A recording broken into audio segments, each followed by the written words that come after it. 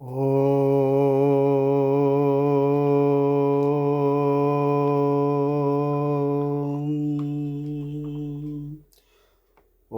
నమో తుభ్యం భగవతే వాసుదేవాయ ధీమహి ప్రద్యుమ్నాయ అనిరుద్ధాయ నమః సంకర్షణాయ చ ఆత్మారామాయ శాంతాయ నివృత్తద్వైతదృష్టయే.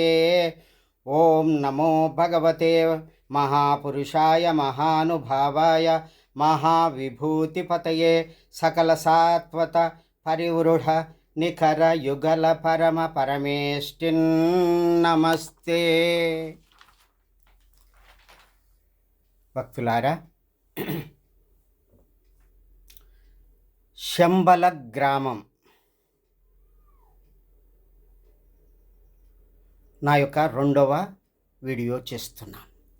వివరంగా తెలుసుకోవాలని, భక్తులకు వివరంగా తెలియచేయాలని ఈ రెండవ వీడియో చేస్తున్నాను.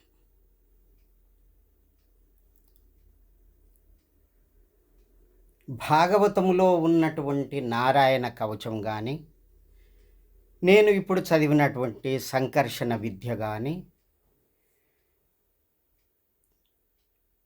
అభ్యసించి సిద్ధి పొందినటువంటి మహాత్ములు శంబల గ్రామాన్ని దర్శించగలుగుతారు.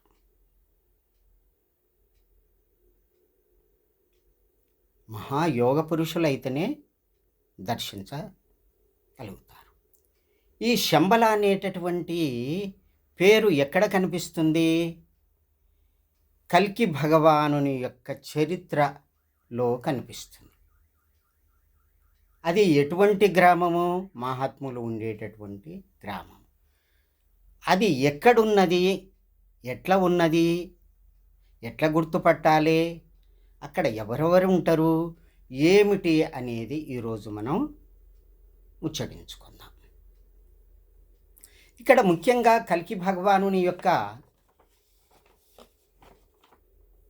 జన్మ గురించి మనం ఆలోచన చేసినట్లయితే, శంబల గ్రామ ముఖ్యస్య బ్రాహ్మణస్య మహాత్మనః భవనే విష్ణు యశ సహ కల్కి ప్రాదుర్భవిష్యతి అని భాగవతంలో 12వ స్కందము 2వ అధ్యాయము 18వ శ్లోకముగా రాయడం జరిగింది.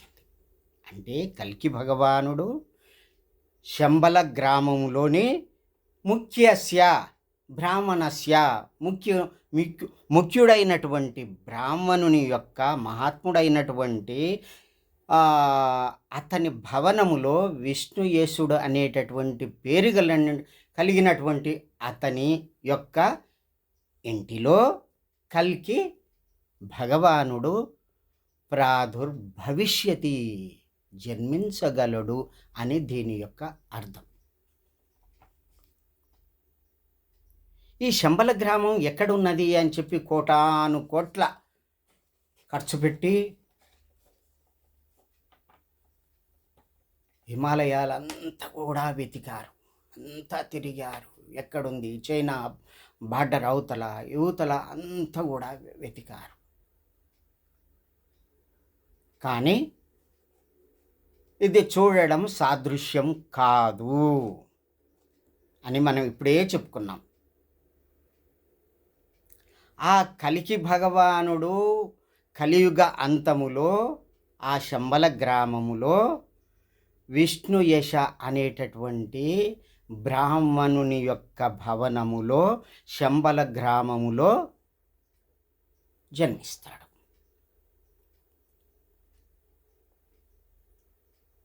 ఇది ముఖ్యంగా శంబల గ్రామం భాగవతంలో ఉన్నటువంటిది.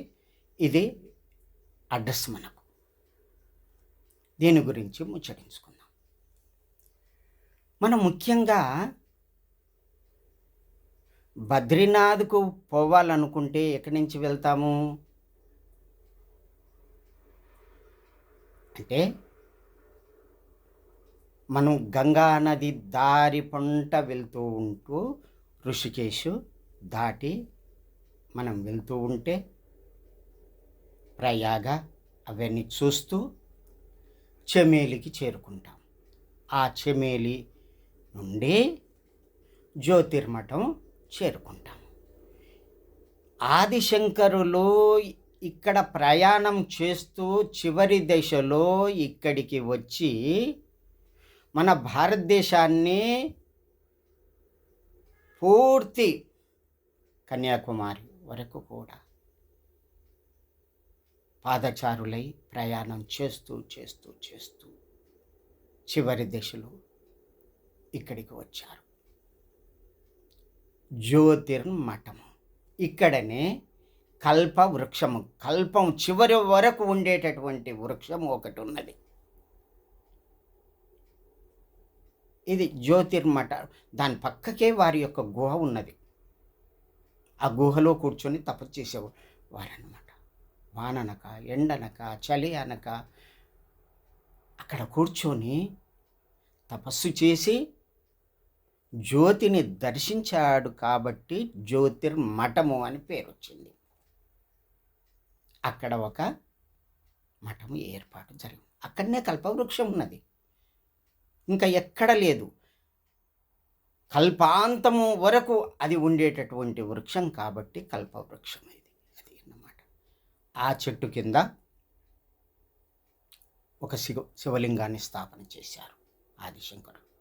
అక్కడ రోజు ఒక పాము వస్తుంది. ఆ పూజారి ఏమీ అనడు. ఆ పాము వస్తుంది, ఆ చుట్టూ తిరుగుతుంది, ఆ శివలింగానికి చుట్టుకుంటుంది, కల్పవృక్షానికి చుట్టూ తిరుగుతుంది. మళ్ళీ ఎటుపోతుందో ఎవ్వరికి కనపడదు.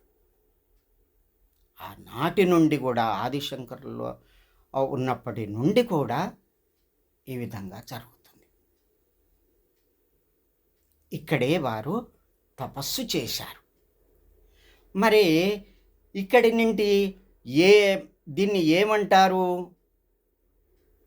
ఇచ్చటి నుండే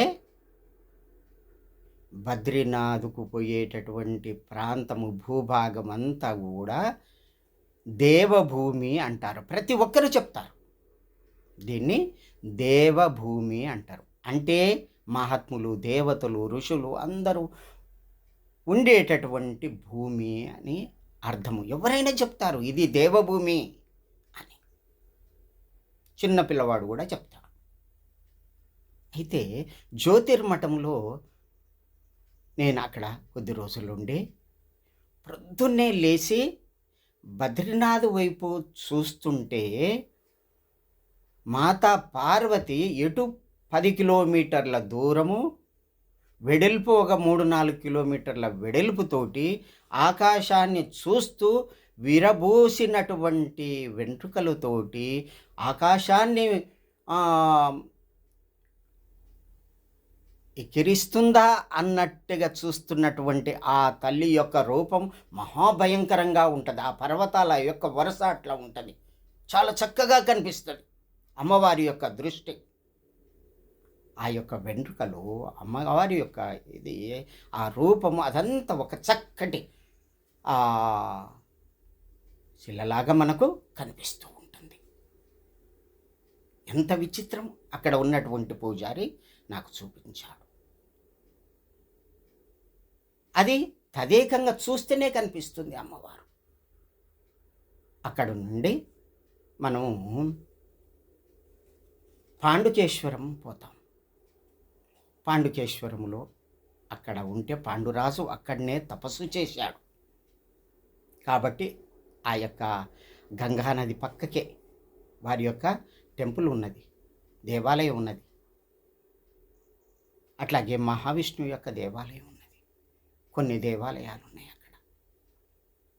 గంగానది పక్కకే ఎంతో పవిత్రమైనటువంటి భూమి. అక్కడ సాధకులు తపస్సు చేస్తూ ఉంటారు. అక్కడనే అచటినే పాండురాజు తపస్సు చేశాడు. అటు నుండి వెళ్ళగా మనకు కొంత దూరం పోగానే గంగా నది వెమ్మడే హనుమాన్ చెట్టు అని ఉంటుంది. దాని పక్కకే ఒక పర్వతం ఉంటుంది. అదే గంధమాదన పర్వతం. హనుమంతుడు నివసించేటటువంటి పర్వతం అది అని చెప్పి గుర్తుగా అక్కడ హనుమంతుని యొక్క దేవాలయం, చిన్న దేవాలయం కట్టించారు గంగా నది పక్కకే. అక్కడ దిగి ప్రయాణికులు, భక్తులు అక్కడ స్నానం చేస్తారు. గంగలో అలకనంద, సరస్వతి నది కలిసి వస్తున్నటువంటి ఆ యొక్క నీటిలో స్నానం చేస్తారు. ఆ పక్కకే ఉన్నది. ఆ గంధమాదన పర్వతం మీదనే ఆంజనేయ స్వామి తపస్చేస్తూ ఉంటారు. అటు నుండి ముందుకు కొద్ది దూరము, అంటే 3-4 కిలోమీటర్ల దూరమే అంతే, పోగానే బద్రీనాథుని యొక్క ఆ ప్రాంతం మనకు దర్శనం అవుతుంది. అదంతా కూడా దేవభూమి. అది అంతా ఆ బద్రీనాథుని యొక్క ఆ ప్రాంతములో పశ్చిమ భాగాన నారాయణ పర్వతము, తూర్పు భాగాన నర పర్వతము, మధ్యలో అలకనంద సరస్వతి కలిసినటువంటి నది ప్రవహిస్తూ ఉంటుంది. యువతల నరపర్వతం వైపే శేషనాగు శిల ఉంది. ఆదిశంకరుల యొక్క ఆశ్రమం ఉంది. అక్కడనే కొలను ఉన్నది. చాలా చక్కగా అక్కడ మనం అక్కడి నుంచి వచ్చినటువంటి ఆదిశంకరులు ఇక్కడనే తపస్సు చేశారు. ఎందుకంటే తమ యొక్క చివరి యొక్క స్థితి నుండి వెళ్ళిపోవడానికి, లయం కావడానికి ఈ దేవభూమిలోనే, ఈ ప్రాంతములోనే ఇక్కడనే తపస్సు చేశారు. తపస్సు చేసి అనంతమైనటువంటి యోగస్థితిలో ఇక్కడ నుండే వెళ్ళిపోయారు. ఇంకా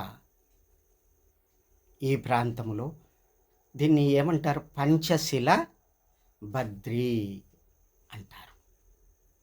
ఈ బద్రీనాథుడు నీ యొక్క శిలని ఈ ఆదిశంకరులే అలకనంద మన ఏ సరస్వతి నది కలిసినటువంటి ఆ ప్రవాహం చాలా స్పీడ్గా వస్తుంటుంది. ఆ ముందు భాగములోనే నారద కుండ ఉన్నది. ఆ ప్రవాహంలో లోపలికి దిగి బద్రీనాథుని యొక్క విగ్రహాన్ని, చాలా బలమైనటువంటి భారీ అయినటువంటి విగ్రహాన్ని తీసుకొని వస్తాడు, ఇక్కడ స్థాపన చేస్తాడు. ఆ బద్రీనాథుని యొక్క దేవాలయము వారు స్థాపించినది. అక్కడ ఎందుకు కట్టారు? అక్కడ తపస్సు, ఇక్కడ బద్రీనాథుని యొక్క దేవాలయం ఏర్పాటు చేశారు. అదే కాకుండా ఆ దేవాలయం కింది నుంచే తప్తకుండము, అంటే వేడి నీళ్ళు, అది 120 డిగ్రీల వేడితోటి వస్తుంటుంది. భక్తులంతా కూడా ఆ చల్లదనానికి తట్టుకోలేక ఆ యొక్క పక్కకు కుళాయిలు ఉన్నాయి, ఆ నీళ్లు కలుపుకొని స్నానం చేస్తారు. ఆ నీరు త్రాగితే ఎన్నో రోగాలు పోతాయని పట్టుకొని పోతారు, తాగుతారు, స్నానం చేస్తారు. సబ్బు మాత్రం పెట్టనియ్యరు. అక్కడ స్నానం చేసుకుంటారు. ఇక్కడ వరాహశిల ఉన్నది. వరాహస్వామి ఆది వరాహస్వామి ఇక్కడనే తపస్సు చేసుకున్నారు. వారి యొక్క దర్శనం ఇక్కడనే అవుతుంది మనకు. ఆది వరాహస్వామి అదే ప్రాంతం. ఆ నారాయణ పర్వతం చివరి కింది భాగములో బద్రీనాథుని దేవాలయం ఉంది. ముందు భాగంలోనే వరాహశిల ఉన్నది. ఇక్కడనే తపస్సు చేశాడు. అట్లాగే నారద శిల ఉన్నది. నారదుడు ఇక్కడనే తపస్సు చేశాడు. అనంతకాలము తపస్సు చేశాడు ఇక్కడ. ఇది చాలా పవిత్రమైనటువంటి స్థలము, దేవభూమి ఇది. చాలా చాలా కాలం తపస్సు చేశాడు, నారాయణ్ణి దర్శనం చేసుకున్నాడు. తపో ఫలితం ఇక్కడేనే లభించింది. అట్లాగే మార్కండేయ శిల కూడా ఉన్నది. మార్కండేయుడు ఇక్కడనే అనంతకాలము ఇక్కడనే ఉన్నాడు. అక్కడ ఒక శిల ఉన్నది. కొద్దిగా ఎండ వచ్చినా వాన వచ్చినా తడవకుండా కొద్దిగా ఆడ కూర్చునేటట్టు ఒక పీఠం ఉన్నది. మార్కండేయ పీఠము అంటారు. ఆ పీఠం మీద కూర్చొని వారు అనంతకాలం తపస్సు చేశారు పరమాత్మను గురించి. ఇక్కడ ఉండే వటపత్ర శాయి అయినటువంటి మహావిష్ణువును, బాలుడై ఉన్న మహావిష్ణువును దర్శించుకోగలిగినాడు మార్కండేయుడు అన్నమాట. తర్వాత గరుడశిల ఉంది. మనం స్పష్టంగా మనం చూడవచ్చు. అట్లాగే నరసింహస్వామి కూడా ఇక్కడనే అంతర్ధానమయ్యారు. నరసింహస్వామి యొక్క శిల కూడా ఉన్నది. ఈ పంచశిలల యొక్క బద్రీ, అతనే బద్రీనాథుడు అని అంటారు. ఈ నారాయణులను కన్నటువంటి వారు ధర్ముడు మూర్తి. ఈ మూర్తి మాత ఎవరు అంటే దక్ష ప్రజాపతి యొక్క కుమార్తె. అతని యొక్క కుమార్తెలను 13 మందిని ధర్మునికి ఇస్తాడు. అట్లాగే ఇంకో 10 మందిని కూడా చేసుకుంటాడు. మొత్తం 23 మందిలో వీళ్ళ యొక్క సంతానముగా నరనారాయణులు జన్మిస్తారు ఇక్కడని.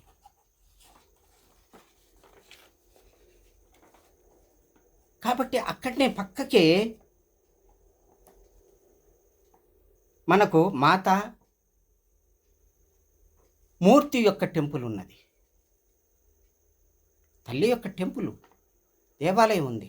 ధర్ముని యొక్క విగ్రహం కూడా అక్కడనే ఉన్నది. ప్రతి సంవత్సరం కూడా టెంపుల్ బద్రీనాథుని యొక్క ఉత్సవాలు జరిగేటప్పుడు అక్కడ కూడా రథోత్సవము, పూజలు అవన్నీ కూడా జరుగుతాయి. బామని విలేజ్ అంటారు ఈ యొక్క ప్రాంతాన్ని. బామని విలేజ్ అంటారు. పక్కకే ఉన్నది. నారాయణ గిరికి ఆనుకుని ఆ సానువులో కింది భాగంలోనే విలేజ్ ఉన్నది.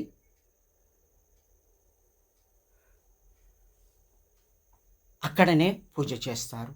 ఈ నారాయణుడు పోయి తల్లిదండ్రులను దర్శించుకోవడం ప్రతి సంవత్సరం కూడా ఆ విధంగా ఉత్సవాలు చేస్తారన్నమాట. అయితే ఇటు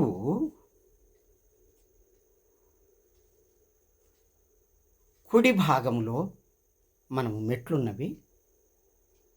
కుడి భాగము అంటే దక్షిణం వైపు, నారాయణగిరికి దక్షిణం వైపు మెట్లున్నవి. 7 కిలోమీటర్లు పైకి ఎక్కితే అక్కడ చరణ పాదుకలు మనం దర్శించుకోవచ్చు. గుప్త గంగ ఉన్నది. ఎంత స్పీడ్గా మంచి శబ్దం వస్తుంటుంది. అక్కడ కొంత సాధువులు తపస్సు చేస్తూ ఉంటారు. ఆ నీటితోటి స్నానం కూడా చేస్తారు, తీర్థం తీసుకుంటారు. ఎంత ఉన్నది అంటే 1 ఫీటు వెడల్పుతోటే మనకు కనిపిస్తుంది. ఆ మిగతాదంతా భూమి లోపలనే ప్రవహిస్తూ ఉంటుంది. పైకి మనం చూడవచ్చు అన్నమాట. 1 ఫీటు 2 ఫీటు అంతే. అదైనా కానీ పొడుగ్గా ఉన్నది, సొరికలాగా ఉన్నది.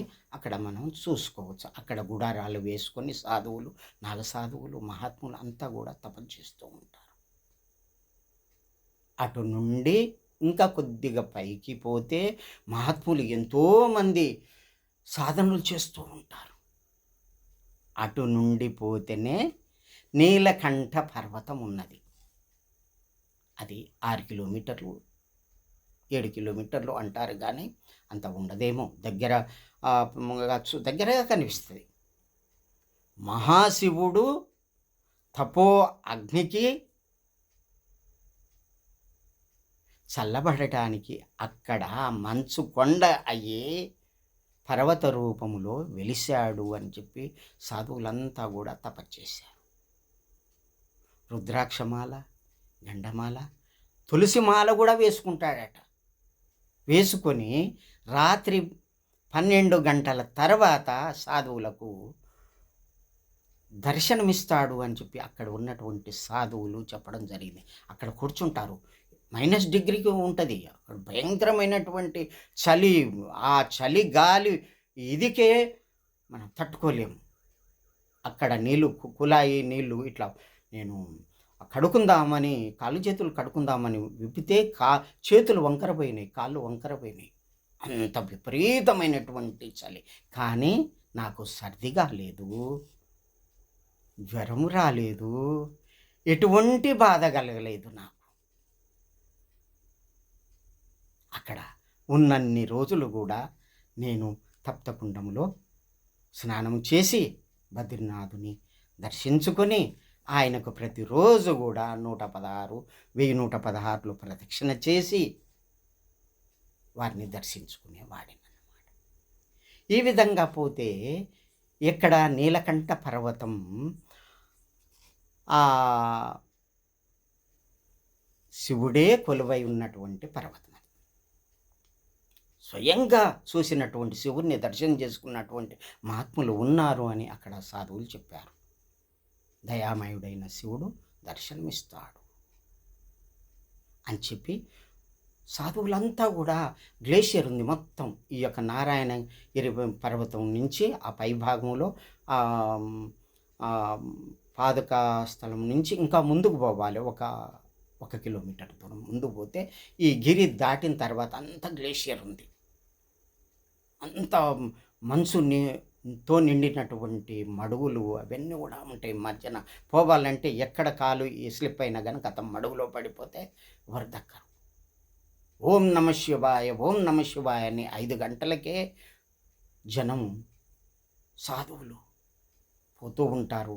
ఆ పర్వతాన్ని ముట్టుకొని దర్శనం చేసుకొని వస్తే చాలు వారి యొక్క పాదాలు అని చెప్పి పోతారు. స్పర్శించి దండం పెట్టుకొని వస్తారు. అక్కడనే బ్రహ్మకల్పాలు, బ్రహ్మ యొక్క పుష్పాలు మనకు లభిస్తవి, విరబూస్తవి. బ్రహ్మకమలాలు. ఆ కమలాలను తీసుకొని వచ్చే బద్రీనాథునికి పూజ చేస్తారు. అక్కడనే అనేకమైనటువంటి ఏంటి ఉన్నాయి అంటే మూలికలు తెస్తారు. ఈ నారాయణగిరికి మాత్రం ఒక మన దగ్గర లభించినటువంటి తులసి కాదు. 2 రకాలు 3 రకాలు విష్ణు తులసి, లక్ష్మీ తులసి ఇవన్నీ మనకు దగ్గర దొరుకుతున్నాయి కదా. ఇటువంటి తులసిలు అక్కడ ఉండవు. అది వేరే రకమైనటువంటి తులసి ఉన్నది. ఆ తులసిని మనము ముక్కు దగ్గర పెట్టి ఓం నమో నారాయణాయ, ఓం నమో నారాయణాయ అంటేనే ఆక్సిజన్ వచ్చింది. ఆక్సిజన్ లేదు.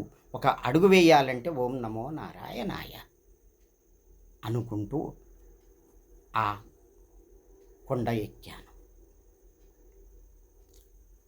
ఎంత ఆనందం అంటే అంత ఆనందం. పక్కకే ఊర్వశి యొక్క పర్వతం ఉంది. నారాయణుడు తపస్సు చేస్తూ ఉంటే ఇంద్రుడు భంగం చేయాలని చేసినప్పుడు అప్సరసలను అందరినీ పంపిస్తూ ఉంటే వాళ్ళని నేనేం చేసుకొని నేనే అప్సరసను ఉద్భవింప చేస్తాను అని తన ఉరువుల్ని పొట్టగా పుట్టినటువంటి ఆమెనే ఊర్వశి అని మహా అందగత్తే అయినటువంటి ఆమెని ఇంద్రునికి బహుమతిగా ఇచ్చి పంపిస్తాడు. ఆ అమ్మని చూసి అందరూ అప్సరసలంతా కూడా సిగ్గుపడిపోతారు. అంత అందగత్తి అన్నమాట. పక్కకే ఉన్నది. దాని మీద ఆ ఊర్వశి యొక్క కొలను ఉన్నది అంటారు. అక్కడ స్నానం చేస్తే ఏదో దివ్య శక్తులు వస్తాయని అంటారు. మళ్ళీ మనం కిందికి వచ్చిన తర్వాత ప్రక్కనే నారాయణగిరికి బద్రీనాథ్ యొక్క దేవాలయం పక్కనే ఏమున్నది అంటే బ్రహ్మదేవుని యొక్క బ్రహ్మశిల ఉన్నది. శిరస్సు, బ్రహ్మదేవుని యొక్క శిరస్సు ఉన్నది అక్కడనే పోయినటువంటి భక్తులు పిండాలు పెడతారు. వాళ్ళందరూ ఇస్తారు, ఎంత కొద్దిగానే తీసుకుంటారు, వాళ్ళే అంత అన్నము పిండాలు అవన్నీ చేస్తారు, మంత్రాలు అవన్నీ కూడా ఇది చేస్తారు. చేసి తల్లిదండ్రులకు ఈ యొక్క ఇక్కడ అలకనందలో వదలాలని చెప్తారు. అక్కడ చేయించి అలకనందలో వాళ్ళ యొక్క పూర్వీకుల యొక్క పేరు మీద పిండాలు పెడతారన్నమాట. ఇదంతా కూడా ఎటువంటి భూమి అంటే, ఇక్కడ ఇంకో విషయము ఏమిటి, మిలిటరీ వాళ్ళే అన్నము వండి భక్తులకు వడ్డిస్తారు. ఎంత చక్కగా ఉంటుందో అన్నము, చాలా చక్కటి. అక్కడనే నాగసాధువులు కూడా అన్నం వండి అన్నదానం చేస్తారు. ఎంతోమంది ధనవంతులు వచ్చి అక్కడ గుడారాలు వేసుకొని అన్నదానం చేస్తూ ఉంటారు అన్నమాట. అంత ఉండిపోయి ఎక్కువగా ఇది చమేలి నుంచి, ఋషికేశ్ నుంచి వచ్చినటువంటి పేదవాళ్ళంతా కూడా గుడారాలు వేసుకుని వ్యాపారాలు చేసుకుంటూ ఉంటారు. ఈ 6 నెలలు సంపాదించుకున్న డబ్బుతోటే మేము బ్రతకాలి అని అంటుంటారు. అక్కడ ఉన్నటువంటి ఆవులు, గోమాతలు పొట్టిగా ఉంటాయి, ఎటువంటి చలికైనా కానీ తట్టుకుంటాయి, పొట్టిగా ఉంటాయి. అవి మన లెక్క మన దగ్గర ఉన్నటువంటి విధంగా ఉండవు, పొట్టిగా ఉంటాయి అన్నమాట. ఆ గోమాతలు ఇచ్చినటువంటి పాలతోటి బద్రీనాథునికి అభిషేకం చేస్తారు. అక్కడ కొందరు ఇళ్ళు కట్టుకొని కూడా ఉన్నారు. ముందు భాగంలో ఎన్నో ఆశ్రమాలైనవి. ఆ శేషనాగుని యొక్క కొలను, ఆ ప్రాంతం అంతా కూడా ఇండ్లు అయినాయి. అక్కడి నుండి నడిచిపోతే ఎయిర్పోర్ట్ ఉన్నది, తర్వాత మనోగ్రామం వస్తుంది. అదే చివరి గ్రామం. ఈ పాండవులు చివరి దశలో ఇక్కడికే వచ్చారు. ఎందుకు వచ్చారు? ఎక్కడికి పోవటానికి? స్వర్గానికి ఆరోహణ చెయ్యటానికి ఈ దారి గుంటనే వచ్చారు. గంగా నది ప్రవాహం వెంటనే వచ్చారు, నడుచుకుంటూ. కేదార్నాథ్ వెనక భాగములో తపోభూమి ఉంది. 10 కిలోమీటర్లు, 10 నుంచి 15 కిలోమీటర్ల దూరం నుంచి తపోభూమి. అంతే. తపోభూమి నుంచి అక్కడి నుండి నీలకంఠ పర్వతము దగ్గరలోనే ఉంటుంది. అక్కడి నుంచి చక్రతీర్థము, పాండవులు వెళ్ళినటువంటి చివరిగా ధర్మరాజు ఒక్కడే ఆ 3 మెట్లు ఎక్కి అతను రథంలో కూర్చొని వెళ్ళిపోయి, ఒక కుక్క ఎమ్మడి ఉంటుంది. ఆ కుక్కనే ధర్మదేవత. ఆ కుక్కని మీరు అనుమతిస్తేనే నేను వస్తాను అంటాడు. అప్పుడు ధర్మదేవత అయినటువంటి యమధర్మరాజు ప్రత్యక్షమయ్యి చెప్తాడు, ఆహా, ఎంత ధర్మం ఉన్నదయ్యా నీ దగ్గర, కుక్క అని నన్ను వదిలిపెట్టలేదు, ఇంత ధర్మాత్మ. అప్పుడు అక్కడి నుంచి ఆ ఒక్కనికి మరి ఈ వీళ్ళేమైనరు, ద్రౌపది మాత వీళ్ళంతా కూడా మనోగ్రామం పోతాం. అక్కడికి పోయిన తర్వాత అక్కడ మనకు వినాయక గుహ ఉంటుంది, వేదవ్యాసుని గుహ ఉంటుంది.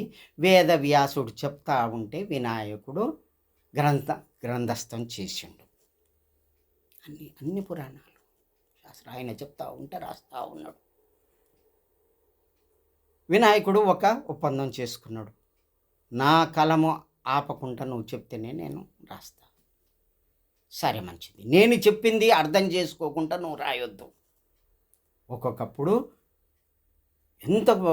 ఎంతో కష్టపడితే ఆ పదాలకు అర్థం వచ్చేంతగా నిగూఢమైనటువంటి కఠినమైనటువంటి పదాలను వాడి వేదవ్యాసుడు పురాణాలు 4 వేదాలను వ్యాసం చేసింది.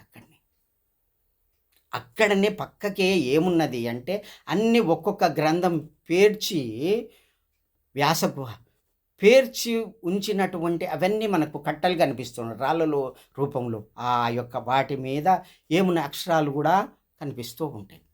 నేనేం చేశానంటే హ్యాండ్ కెమెరా తీసుకొని వెనక భాగములో ఫోటో తీస్తే రాలే, ఆ కిందనే వేదవ్యాసుని యొక్క విగ్రహం పెట్టారు, పూజ చేస్తారు, పూజారి ఉంటారు.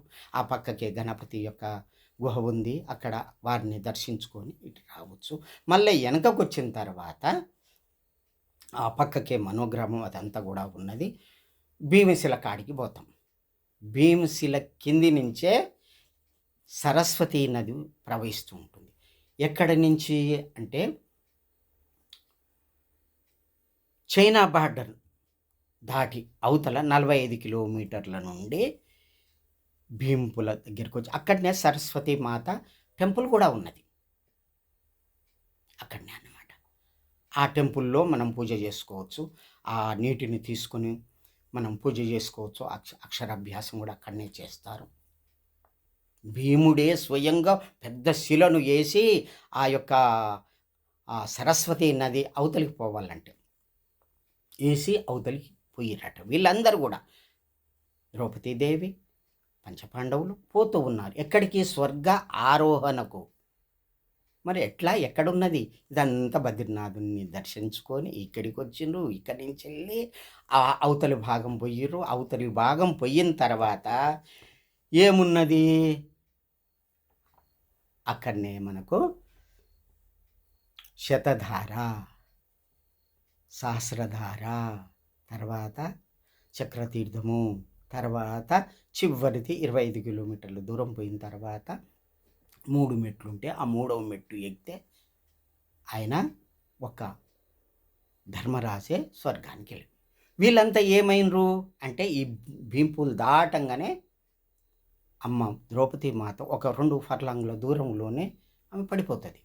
పడిపోయిన తర్వాత పక్కకే సమాధి చేస్తారు. అమ్మకు ఇప్పుడు దేవాలయం ఉన్నది. ఆ నుంచి తర్వాత అందరూ కూడా ఒక్కొక్కరు పడుతూ పోతూ ఉంటారు. ఈ శతధారకు పోయే మధ్యలోనే 7 కిలోమీటర్ల దూరం ఉంది. పక్కకే కుబేరుని యొక్క పట్టణమైనటువంటి అలకాపురి యొక్క పర్వతాలు ఉన్నవి. అవి ప్రతిరోజు కూడా భూకంపం వచ్చినట్టుగా పైనుంచి రాళ్ళు పడుతూ ఉంటాయి. వందలు వేలు రాళ్ళు పడుతూ ఉంటాయి. అక్కడనే రాళ్ళ వర్షం కురుస్తూ ఉంటుంది. సాయంత్రం కాగానే ఏంటివి అంటే మేఘాలు వచ్చి అవి వడగండ్ల వాన పడుతూ ఉంటుంది. ఇంతింతలో రాళ్ళు తలకాయలు పలిగిపోతాయి అంతే. ప్రతిరోజు కూడా పడతాయి, ఎండాకాలం కూడా పడతాయి, ఏ కాలమైనా కూడా పడుతుంటాయి. ఆ చుట్టూ అక్కడ ఉండి చూస్తే నారాయణగిరి వైపు చూస్తే పెద్ద గ్లేషియర్. అక్కడ ఎవ్వరు పోవటానికి సాధ్యం కాదు. కానీ అక్కడ కొంతమంది మహాత్ముల్ని నేను చూశాను. వాళ్ళు పోతూ ఉంటే గ్లేషియర్ మీదంగా పోతూ ఉంటే ఎవరు కాళ్ళు పెట్టడానికి కూడా సాధ్యం కాదు మనకు. దాని మీద కొంతమంది నడుచుకుంటూ చక్రతీర్థం వైపు పోతున్నట్టుగా నేను గమనించాను. వీడియో కూడా తీశాను నేను. అక్కడి వాళ్ళు చెప్తారు, ఇక్కడ ఎవరెవరో కనిపిస్తారు, ఎవరెవరో ఉంటారు, వాళ్ళు యాత్రికులు కారు, ఎంతోమంది మహాత్ములు పోతూ ఉంటారు, ఏదేదో రూపాలతోటి వస్తుంటారు, ఏ ప్రాంతం అంతా తిరుగుతూ ఉంటారు, మేము దర్శించుకుంటాము అని వాళ్ళు అంటుంటారు. ఇదేమి చిత్రం ఇది? వీళ్ళంతా ఎవరు? వాళ్ళంతా దేవతలు అంటారు, ఋషులు అంటారు, మహాత్ములు అంటారు.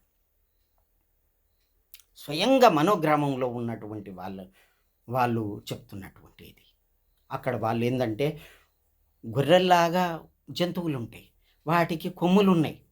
ఆ కొమ్ములు ఉన్నటువంటి ఆ జంతువులు గ్లేషియర్ ఆ యొక్క ఏంటిది ఆ గ్లేషియర్ మీదంగా చక్కగా నడుచుకుంటూ పోతుంది. మంచు పర్వతం మొత్తం కూడా మంచు పర్వతాలే, మంచుతోటి నిండి ఉంటాయి. వాటి మీద ఆడుకుంటూ ఉంటాయి చిన్న చిన్న పిల్లలు. గ్లేషియర్ మీద అవి ఏం తింటాయి? దాంట్లోనే గుహలు ఉన్నాయి, గ్లేషియర్లనే గుహలు ఉన్నాయి. ఆ గుహలలోకి పోయి దాచుకుంటాయి, ఆడుకుంటాయి, ఎగురుతుంటాయి, ఆ గుట్టలు ఎక్కుతుంటాయి. ఆహా, ఎంత ఆనందం అనిపించింది నాకు. దాటికి కొమ్ములు ఉన్నాయి అన్నమాట. అక్కడ కోతులు కూడా ఉన్నాయి. నా ఎమ్మడి ఒక కోతి వచ్చింది చివరి దాకా. ఎక్కడ? శతధార వరకు. ఆ శతధార వసువులు తపస్సు చేసినటువంటి పైన ఉన్నటువంటి నుంచి ధారలు పడుతూ ఉంటాయి, 2 ధారలు పడుతూ ఉంటాయి. ఆ ధార ఎవరైతే ఓరి మీద అయితే పడుతుందో వాళ్ళు పుణ్యాత్ములు అని చెప్తూ ఉంటారు. పక్కకు పోయాను, స్నానం చేశాను, మీద పడుతుంది, మీద పడతాయి అన్నమాట. ఆ భూమిలో ఎవ్వరు అడుగు పెట్టలేరు, పాపాత్ములు పోలేరు, నాస్తికులు అస్సలే పోలేరు.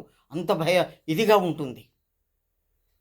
అటువంటి దేవతా భూమి, తపస్సు చేసినట్టు మహాత్ములంతా ఇక్కడనే ఈ ప్రాంతంలోనే మహవతార్ బాబా తిరుగుతూ ఉంటాడు.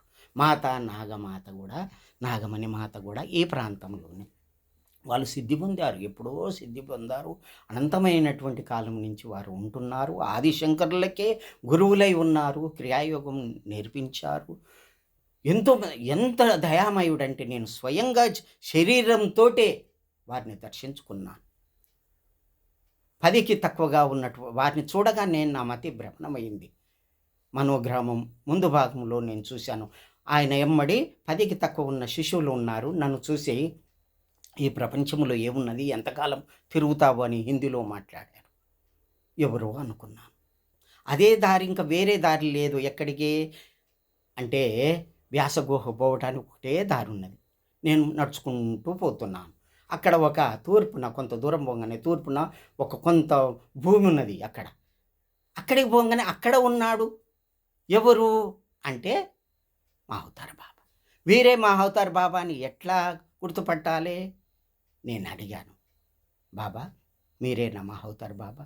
మీరేగా నాకు దర్శనమిచ్చి, ధ్యానంలో దర్శనమిచ్చి, బద్రీనాథుని యొక్క ఉష్ణకుండం చూపెట్టి, అమ్మ నాగమాత దర్శనమిచ్చి, ఈ విధంగా నాకు చెప్పారుగా, రమ్మని చెప్పారుగా, నెయ్యి నూనె తీసుకొచ్చి అక్కడ ఆ పలాని స్థలంలో అభిషేకం చేయమని అన్నారు కదా. ఆ విధంగానే చేశాను పరమాత్మ, నీ దయ ఉంచు తండ్రి అంటే నవ్వాడు. సాష్టాంగ నమస్కారం చేశాను. ఆశీర్వదించారు. ఇంగ్లీష్లో ఒకటే మాట చెప్పారు. నేను హ్యాండ్ కెమెరా ఉన్నా కానీ కెమెరాలోనికి రాలేదు. వారు నమస్కరించాను. మీ కృప ఉంచండి స్వామి అన్నాను. వారిని వెనుకకు చూస్తూ అట్నే వెనుకకు ఎన్ను చూపెట్టకుంటే వెనుకకు నడుస్తూ వెనుకకు వచ్చాను. వారు మాయమే వెళ్ళిపోయారు. స్వయంగా నా కన్నులతోటి, ఈ భౌతిక కన్నులతోటి నేను చూశాను. ఇది సత్యం, ఇది తప్పు కాదన్నమాట. ఈ స్థితిలో నేను అబద్ధం ఆడవలసిన అవసరం లేదు అన్నమాట. మరి ఇది దేవభూమి కాక ఏంటిది? ఇది శంబల భూమి అనటానికి వీలు అవుతుందేమో అనిపిస్తుంది. శంబల గ్రామం ఇంకా ఆ తర్వాతనే ఇది భౌతిక భూమి. తర్వాతనే శంబల గ్రామం నేను చూశాను. ఆ తల్లి దయ వలన ఆ అమ్మనే తీసుకుపోయారు. నాగమణి మాత బేటా ఆవు తీసుకుపోయి భౌతికం అది అలౌకికమైనటువంటి స్థితి. అలౌకికమైనటువంటి ఆ స్థితిలో నేను చూశాను. ఇది భౌతిక స్థితితోటి ఇదంతా దర్శించాను.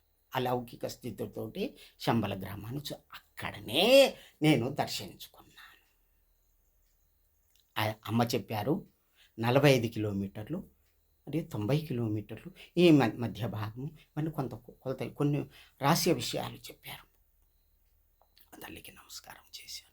నీళ్ళలో వండినటువంటి, వేడి నీళ్ళలో వండినటువంటి చౌకోడీలు అమ్మ ఇచ్చారు. బెటాక తిన్నాను. సంతోషంగా వాళ్ళ పాదాలకు నమస్కారం చేశాను. అమ్మ దయ ఉంచుర్రి, మానవ శరీరంలో ఉన్నాను, నేను గుర్తుపట్టలేను తల్లి, ఆ జ్ఞానాన్ని కలిగించండి, మీలో లయం చేసుకోండి అని ప్రార్థన చేశాను. దండం పెట్టుకున్నాను. అట్లాగే శ్రీకృష్ణ పరమాత్మ తన స్నేహితుడు మంత్రి అయినటువంటి ఉద్ధవునికి చివరి దశలో ఆ స్వామి వెళ్ళిపోయేటప్పుడు ఎక్కడికి పొమ్మని చెప్పిండు? బద్రీనాథ్కే పో, నారచీరలు నా వస్త్రాలు కట్టుకో, కందమూలాలు భుజించి అక్కడ బ్రహ్మజ్ఞానం చెప్తాడు, ఆత్మరహస్యమంతా చెప్తాడు. భాగవతంలో మీరు చూడండి 11వ అధ్యాయం 29వ 11వ స్కందం 29వ అధ్యాయం అదంతా చూడండి, చదవండి. ఎంత ఇటువంటి రహస్యమైనటువంటి విషయాలు చెప్పాడు. అదే పూర్తి భాగవతానికి పూర్తి అర్థం అక్కడనే ఉంది. నువ్వు భాగవతం ఎప్పుడైతే చదువుతావో వారి యొక్క మనసులో చేరి నీ యొక్క మనసుని నిలుపుతాను అని చెప్తాడు. ఈ యొక్క కామ క్రోధ లోభాలు పోవాలంటే ఈ విధంగా చెయ్యి. మరి అక్కడ గ్లేషియర్ ఉంటుంది, శీతలం ఉంటుంది కదా అంటే సూర్య చంద్ర యోగం చెయ్యి. ఆ యొక్క చలికి తట్టుకుంటావు, ఎంత -డిగ్రీ ఉన్నా కానీ తట్టుకుంటావు. ఆ యోగం చెయ్యి అని యోగాన్ని చెప్తాడు. ఇంకా ఒక్కటి చెప్తున్నాను, నీకు మోక్షం రావాలంటే ఈ భూమిలో తపస్సు చేసి మోక్షం రావాలంటే ఏం చేయాలి? సర్వభూతాల్లో కూడా, సర్వజీవుల్లో కూడా నేను ఉన్నా అని గమనించు. ఎట్లా? ఒక కుక్కకు కానీ, ఆవుకు కానీ, ఒక చండాలునికి కానీ, ఒక గాడిదకు కానీ ఏక భావనతోటి చూడు. నేనే ఒక్కటినే ఉన్నాను, అన్నిట్లో నేనే ఉన్నాను. బ్రహ్మమొక్కటే పరబ్రహ్మమొక్కటే, పరబ్రహ్మమొక్కటే అనే ఆ యొక్క అన్నమాచార్యుని యొక్క ఆనంద భావన ఇదేనేమో అనిపిస్తుంది. ఇక ఈ భావన అక్కడ పెట్టాడు. అంతా బ్రహ్మమే. ఆ భావనతోటి చెయ్యి. కామం, క్రోధం, లోభం, మోహం, మదం, మత్సర్యం అన్నీ వదిలిపెట్టు. ఈర్ష్య, ద్వేషం లేకుండా ఏం చేయాలి? ఈ సాధన చెయ్యాలి. అక్కడ సాధన చెప్తాడు. ఈర్ష్య, ద్వేషం పోవాలి, పూర్తి బ్రహ్మభావన కలగాలి. తర్వాత సర్వజీవుల్లో నేనే ఉన్నాను అనే భావన నీకు కలగాలంటే ఈ సాధన చెయ్యాలి. చేసిన తర్వాత నీవు ముక్తి పొందుతావు అని ఆశీర్వదించి చివరి మాటలు అవే పంపిస్తాడనమాట. అదే శంబల గ్రామము. అటు నుంచి కొంత దూరం, 25 కిలోమీటర్ల దూరంలో కలప గ్రామం ఉన్నది. నేను అక్కడ సెర్చ్ అవుట్ చేశాను, అక్కడ వాళ్ళని అడిగాను. ఆ గ్రామంలో అంత ప్రజలు ఉన్నారు, కానీ మన సూర్య వంశపు రాజులు, చంద్రవంశపు రాజులు వీళ్ళిద్దరు కూడా తపస్సు చేస్తున్నారు. వారినే కలికి భగవానుడు పిలిపిస్తాడు. తర్వాత ఈ రాజ్యపాలనకు వాళ్ళని ఇది చేస్తాడు. సర్వ చక్రాధిపత్యం కలికి భగవానుడు వహిస్తాడు. వాళ్ళని పిలిపించి రాజ్యపాలన కొరకు వాళ్ళని ఇది చేస్తాడు. అక్కడ ఉన్నటువంటి మునులందరినీ పిలిపిస్తాడు. ఇదంతా కూడా భాగవతంలో ఉన్నది. వీళ్ళంతా ఎక్కడున్నారు? అక్కడనే ఉన్నారు, ఆ భూమిలో ఉన్నారు, అంతర్గతంగా ఉన్నారు, దివ్య స్వరూపులై ఉన్నారు. నా కన్నులు పెట్టుకొని నువ్వు చూస్తే నీకు కనిపిస్తారు అని వేదాంతులు, పరమాత్మ మహాయోగులందరూ కూడా అంటారు. ఇది పాపపు కంట పడదు ఈ శంబల గ్రామము. కాబట్టి సాధకులై, యోగులై, ఋషులై, నాన్ ఋషి కురుతే కావ్యం. ఋషులైతేనే అది రాయగలుగుతారు. ఏంటి కావ్యాలు రాయగలుగుతారు? అదంతా చూసి దర్శించి రాసిందే కదా వేదవ్యాసుడు అక్కడ గ్రంథస్థం చేసినటువంటి ఇది అంతా కూడా. అవన్నీ ఎంత ఉన్నాయంటే వారు రాసిపెట్టినవి అన్నీ తాటి ఆకుల యొక్క గ్రంథాలన్నీ కూడా అవి ఎన్ని ట్రాక్టర్లు అవుతాయో అదంతా పేర్చిపెట్టాడు అన్నమాట. అంత గ్రంథస్థమై ఉన్నది. ఆ టైం వచ్చినప్పుడల్లా అవి మనకు లభ్యమవుతుంది ఆ వేద జ్ఞానం. ఆ పక్కకే మన మనోగ్రామం పోయే దారిలోనే తూర్పు వైపు, కుడివైపు వేద పర్వతాలు ఉన్నాయి. అంత రాసి పెట్టి వేదాలన్నీ కూడా పర్వతాలుగా వెలిశాయి, పర్వతాలుగా చేశారు. అది ఏ కాలంలో ఏది తీసుకోవాలనో అదే తీసుకొని ప్రచారం చేస్తారు. భగవంతుని యొక్క అంశాలు వచ్చి, గురువులై వచ్చి ప్రచారం చేస్తారు. ఇదే మూలము, ఇదే ఈ స్థలము. కాబట్టి బద్రీనాథుని మరవకండి. స్వయంగా హనుమంతుడే ఇక్కడ గుడి మూసిన తర్వాత పూజ చేస్తాడు. ఎట్లా అంటే కర్ణాటకలో నుంచి కొంతమంది భక్తులు, ఈ మధ్య జరిగినటువంటి భక్తులు వచ్చారు. ఆ గుడి మూసే టైంలో ఒక బాలుడు ఆ లోపల ఉండిపోయాడు. ఆ తలుపులు పెట్టేసి పోయాడు. ఆ బాలుడు ఎటు పోయిండు ఏం కథ అని తల్లిదండ్రులు ఏడ్చారు. ఇదైంది ఏమైంది. తర్వాత గుడి తీసిన తర్వాత ఆ బాలుడు బయటకు వచ్చాడు.